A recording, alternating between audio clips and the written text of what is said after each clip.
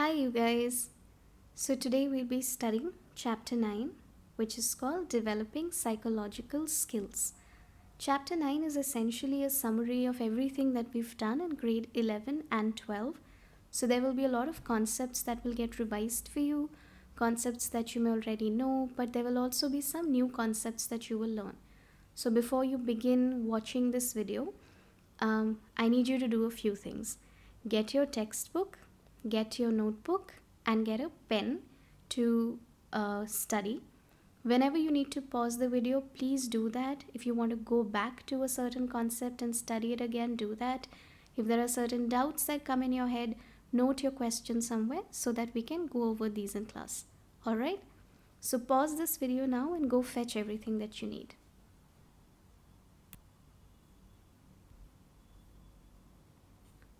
Okay. So before we start studying about the different skills, it's important for us to understand what the word skill means. A skill refers to proficiency, facility, or dexterity that is acquired or developed through training and experience. Now, the two important words here are training and experience.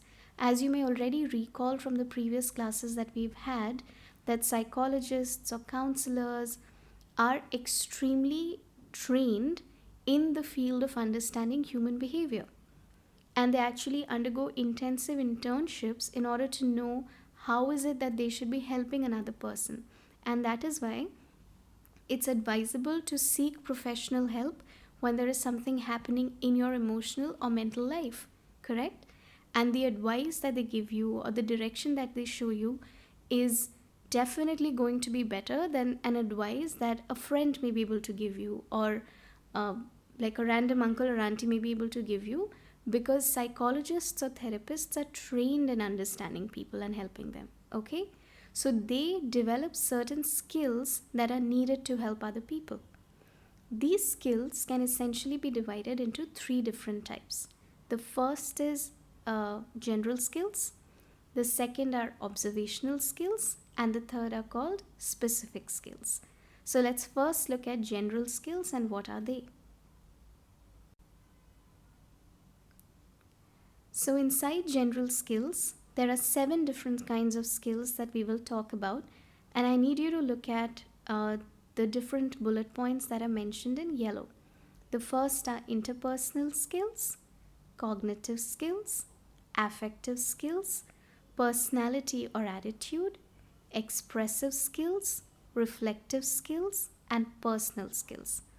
Now, don't worry about everything that is written on this slide. Listen to me right now, understand the different bullet points, then you can pause this slide and you can read through whatever is written here, right? So, interpersonal essentially refers to, I'm looking at the first skill right now, it refers to the relationship between two people. Now, a therapist or a psychologist needs to be very good at maintaining or creating a relationship with another person. And in order to do that, there are certain skills that they have or that they develop. For example, they're good at listening to other people, they're able to understand what somebody else is going through. They're also trained to become empathetic people. They may be naturally empathetic, but then through training, they become even more empathetic. They're open to giving and receiving feedback. So anything that they can use in order to build a relationship falls under interpersonal skills. Let's look at the second one, cognitive skills. Now, cognitive skills comes from the word cognition. Cognition means to think. So all the skills that are connected to what is happening inside your brain come under cognitive skills. Now, I want you to think about psychoanalysis as a school of thought. Remember that in psychoanalysis, when a patient or a client is talking to you, the therapist is able to figure out the different patterns in their life, which means they're able to think about what are the different patterns that this person has. Is their problem coming from a childhood trauma? Is their problem coming from a relationship issue? Is their problem coming from self-esteem issues? So all of this thinking, problem solving, decision making, everything that a therapist is taught how to do or learns how to do falls under cognitive skills. Okay? Let's come to affective skills now. The word affective comes from the word affect, which means emotion. So, therapists are not only good at understanding emotions of other people and helping them resolve their conflicts, but they're also very good at understanding their own emotions and their own internal conflicts. They're also quite tolerant about things like uncertainty or confusion. In fact, they find it very interesting to navigate through these different emotions of their own or of other people. And they're also a good therapist is an emotionally balanced person. Or if they're not feeling emotionally balanced, they at least know what to do about the particular emotion that they're experiencing in order to feel balanced again. Okay? Then let's come to the fourth point, personality or attitude. You would only go to a therapist if they seem like a warm, welcoming, non judgmental person who's able to listen, right? So every therapist develops certain personality traits, or they may have certain personality traits. And one of the most important things to have as a psychologist is a sincere desire to help other people. Do not choose this career if that is not something that motivates you. But if you genuinely want to make a difference in other people's life, psychology may be the field for you. Something else, they're also quite open to new ideas, like we saw in interpersonal skills also. They're high on integrity, they're high on things like honesty, values, ethical behavior. And one very interesting thing is that it requires a lot of courage to enter this field. Now, why is that? You are constantly working to help other people, which means you're constantly sharing a little bit of yourself and quite a lot of your time to help other people, which requires a lot of courage. And especially if you work as a counseling or a clinical psychologist, that work is difficult. So you got to be brave. Fifth point, expressive skills. Now, this is connected to point number one, which is interpersonal skills. In order for you to form a therapist and client relationship or a therapeutic alliance, you need to be able to communicate. You need to be able to ask the right kind of questions. You need to be able to express whatever it is that you want to say. You need to also be able to read their verbal and their non-verbal cues. So everything that has to do with communication and letting another person know what is it that you are thinking, that falls under expressive skills. Sixth point, reflective skills. Now you study in Shanada school, so I'm quite sure that you're very good at reflective skills. Reflection essentially means to think deeply about a particular issue. So therapists are not only able to reflect about your problems and your issues, but they're also able to think about what is happening inside them. And by thinking deeply about things, they're able to figure out these different patterns or the cause for a particular behavior, or why is it that somebody so let's say if you're feeling really angry, a good therapist will be able to figure out what is your trigger for feeling angry or what is your trigger for feeling anxious. Yeah. The last point stands for personal skills. Now, personal skills essentially just refers to a therapist's or a psychologist's ability to manage themselves, their time management, their ability to organize their life, to maintain their own calm, to wear an appropriate dress. And personal hygiene is actually a very important part. Nobody wants to go to like a dirty looking or stinky therapist. A therapist needs to look put together. And one important part of that is to take care of your hygiene. Okay? So why don't you pause the video now and make whatever notes that you need to make. And once you're done, move on to the next slide. The next set of skills are called observational skills. Remember how we've discussed in class how your ability to observe is a very important part of being a therapist, and how an observation that is made in psychology is very different from a lay person's observation. What is that exact difference? If you remember, great. If you don't, please go back to grade 11 textbook. It's all given. Read it again. I also want you to read about the different kinds of observation. It's important from the point of view of Viva. However, for this slide, let's look at what are the different skills. Now, observing means to notice something carefully, right? So, what are psychologists observing? They're observing your reactions, they're observing your emotions, they're observing your body language, they're observing your words, they're observing what is it that you're wearing, they're observing so many different things, but they're not doing it from the point of view of forming a bias against you. They're just trying to really understand what is going on here. Okay? So, one of the things needed is a lot of patience. So, psychologists or therapists, good ones, are very patient people and they will observe very carefully what's happening with you. They also tend to pay close attention to your physical surroundings. And this is especially true if you're not working as a counseling or a clinical psychologist. If you're working, let's say, as an organizational psychologist or an environmental psychologist, you need to go and look at your subjects in their actual natural setting, right? And that's when you'll have to look around at everything else as well. They are extremely aware of other people's reactions and they're very often able to figure out why is it that somebody is reacting in a particular way, because they become aware of people's patterns and they would know exactly मैंने क्या बोला या मैंने क्या question पूछा जिसके कारण इस इंसान को गुस्सा आया या इरिटेशन हुआ या ये दुखी हो गया, right? So they observe these things very keenly. They are also trained to ask the right kind of questions. And when you're answering, they will listen to you very actively because they really want to listen to your words and they also want to see what is it that you're doing with your body. What is it that you're doing with your tone of voice? What is it that you're doing with your facial gestures, right? And one very important thing that you need in order to observe well is curiosity. You need to really want to observe. Only then will you observe, right? And because psychologists have this innate desire to help other people, they have this natural curiosity to understand कि कोई ऐसा behave कर रहा है तो क्यों कर रहा है, and so they observe very carefully. All right. However, one thing to always keep in mind, and we've discussed this earlier also, is to always remain ethical. Any information that you receive about your client during a therapy session, or if it's a subject that you're conducting a research on, that information always stays confidential.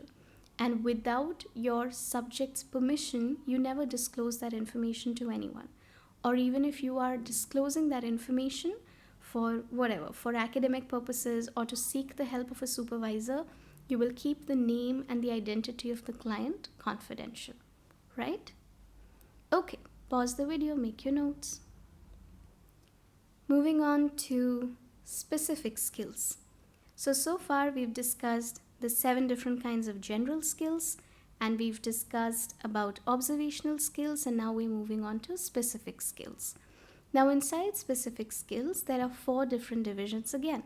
The first are communication skills, second are psychological testing skills, third are interviewing skills, and fourth are counseling skills. Today we are only focusing on the first bullet point, which refers to communication skills. Now communication essentially means your ability to either give a message or your ability to receive a message, which means to be able to communicate or talk to another individual. So within this, there are further 3 more bullet points. First is speaking, what I'm doing right now. Second is active listening. Notice how they've used the word active listening.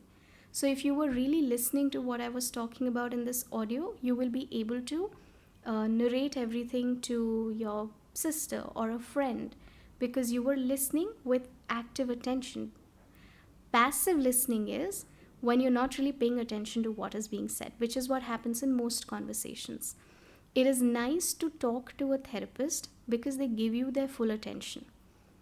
You know how, like when you're talking to a friend but they're texting somebody else, it's very annoying because that's passive listening. In active listening, you listen not just with your ears, but with the help of your body language also. And when we meet in class, I will show you what active listening looks like. The third is body language or non-verbal skills. So psychologists communicate not only by understanding your body language, but also by showing cues through their own body language. For example, when you're saying something, you may notice that a therapist may nod, or the therapist may be leaning a little bit forward in their chair. All of these are subtle body language cues. Okay? Now let's understand more about communication in the next slide. When we talk about communication, look at the 3 bullet points on the side. There are 3 different kinds. The first is intrapersonal communication. Intrapersonal means the communication that is happening inside you. So all the thoughts that run in your head, all the emotions that you undergo as an individual, that falls under intrapersonal. Interpersonal is communication that is happening between 2 or more than 2 people, right? So when, let's say, you and your best friend are in a conversation, that is interpersonal. Public communication is when one person or more than one person are communicating with a wider audience. So, random example. Karan Johar in Coffee with Karan is having an interpersonal communication with the celebrity, but when it's getting telecasted on TV, then it becomes public communication. Okay? Okay, quick reflection question. Is this video interpersonal communication or is this public communication? Let me know what your answer is by writing something down in the comment section. Okay? Great. Now let's look at the little image that is given. This has been extracted from your NCERT textbook. If you can notice, there are 2 big circles. The first circle says sender. The second circle says receiver. And there is a line that is connected, right? Sender is the person naturally who is sending the message. Receiver is the person who is receiving the message. लेकिन इतना simple नहीं होता है, इसीलिए कई बार misunderstandings हो जाती हैं, because you may be trying to say something but the person listening may be receiving something else. And so what are the different aspects that go into a message getting transmitted? So there are lots of things. The first is obviously the words that you're using, so the actual words that are being used to convey the message. Some other things are, how are you saying it? So your tone of voice, what is it that you're doing with your body language? All of those things fall in the non-verbal cues. The third is, what is the communication channel that you're using? So for example, right now I'm using the channel of video. Okay? However, if I was doing this in class, then it would be face-to-face communication. If this was the 90s, this may be getting telecasted on the radio and that becomes the channel. So, you know how sometimes during text messages, you may be saying something but the other person is receiving something else? Because then only the actual words are present and the person is adding all the other cues by themselves. The tone of voice and whatever else, right? तो इसीलिए कोई हो सकता है गुस्से में ना भी लिख रहा हो लेकिन हमको ऐसा लगता है कि गुस्से में लिखा है, because all the other cues are missing. So you need all of these things to really understand what is it that someone is saying. But there can be some things that can become as interfering factors. For example, there is something known as noise. And noise can mean a number of things. It can either mean actual physical noise. For example, agar abhi you are listening to this video lecture, but there is music playing loudly outside, that would become actual physical noise. But the noise can also be internal noise. Internal noise is in the form of your own thoughts or your own emotions. So when noise interferes with a message, then also a message gets lost. Okay? You can read more about this in your textbook, but I hope this makes sense. Now let's look at the different components of human communication. Like I said in the last slide, it seems that communication should be simple, but it really is not, because there are a lot of factors involved, right? There are 2 humans, 2 complete stories in themselves that are trying to talk to each other. So the first component is, of course, speaking. When the sender is saying something, that becomes speaking, right? The second is when the receiver is listening.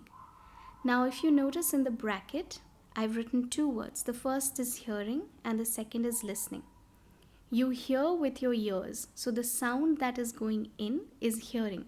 But listening is when you attach meaning to whatever is being said. Then it becomes listening.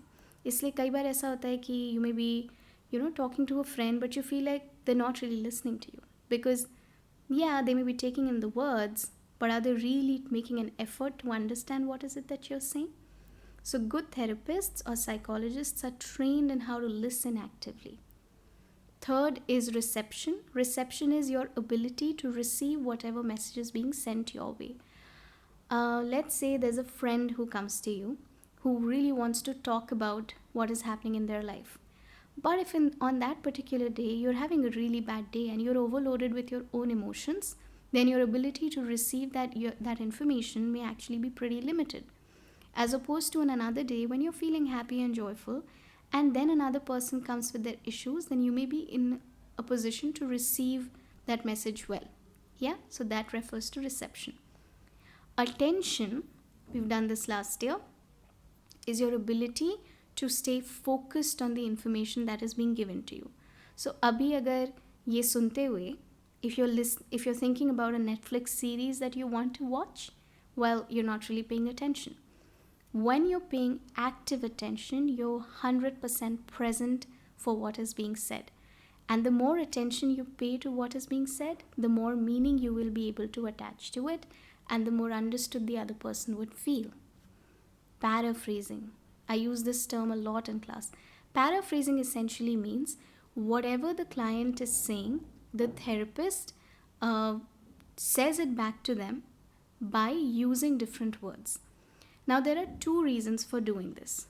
Number one, when you repeat what the client is saying, you are confirming, have I understood whatever it is that you wanted to tell me? Second, it is also a reassurance that you're giving to the other person to let them know that you are actually listening actively. So paraphrasing can be in the form of, let me give you an example. Let's say you're working as a relationship counselor, and this young girl comes to you. She's 20 and she's been dating this guy, and she comes to you and she starts telling you about how he comes back from work, but he comes and he switches on the TV and he doesn't really talk to her, and then even when they're sitting on the dinner table, he's constantly texting, and then at night he begins to read his book, and she goes on and on and on for an hour or half an hour to tell you that this is what is happening.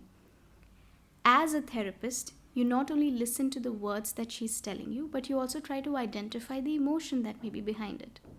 What do you think is the emotion behind this? If you were paying attention, you may have been able to guess it.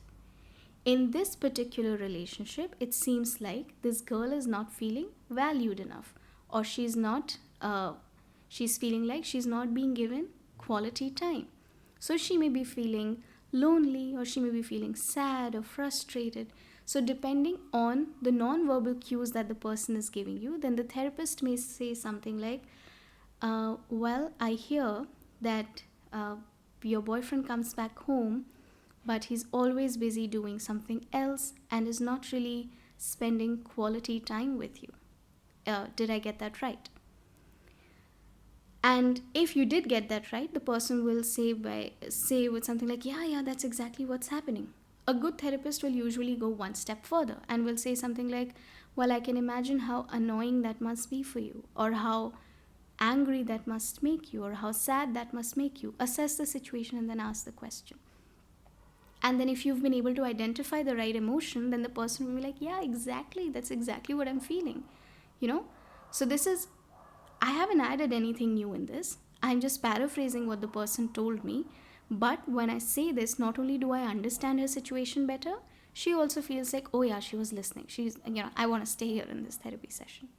Okay? The next point is assignment of meaning.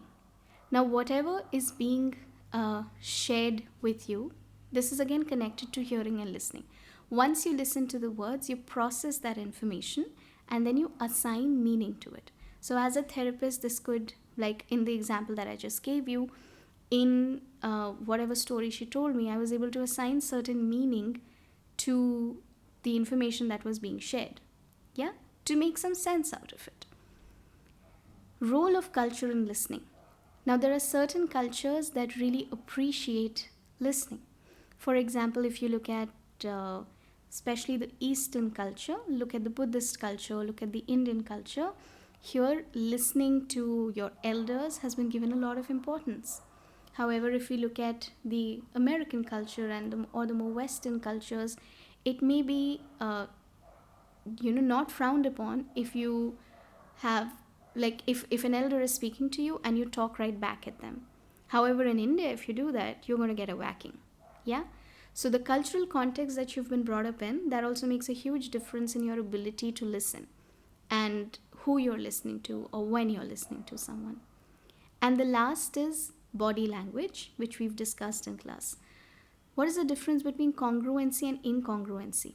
If someone is saying something, but their body language seems to be incongruent or not in sync with what they're saying, you will always trust what the body language is saying. जैसे अगर कोई झूठ बोलता है तो आपको पता चल जाता है ना कि कोई आपसे झूठ बोल रहा है, इवन दो वो वर्ड्स कुछ और बोल रहे होते हैं, because their body language is telling you otherwise. And this is a very intuitive gut thing that we've developed over generations through evolution to be able to understand other people's body language. And an example that I've used in class often is if your best friend walks into class and is looking really pissed, and but you ask them, how are you? And the person says, I'm fine. You would not believe their words, but you would believe all the other signals that this person is giving you, right? So when you see incongruence between the words and the body language, then people tend to trust the body language more. Yeah? Okay, so that brings us to the end of the lesson for today. I hope that made sense. If you have any questions, please write them down in the comments or write them in your register or your notebook or your book, and you can ask me when we meet in class. If you need to listen to some part of the lecture again, please go back. Make sure that you read this part of the textbook, and I will post another video for you tomorrow. Okay, bye. Good night. Oh, it's night right now. Good afternoon. Bye.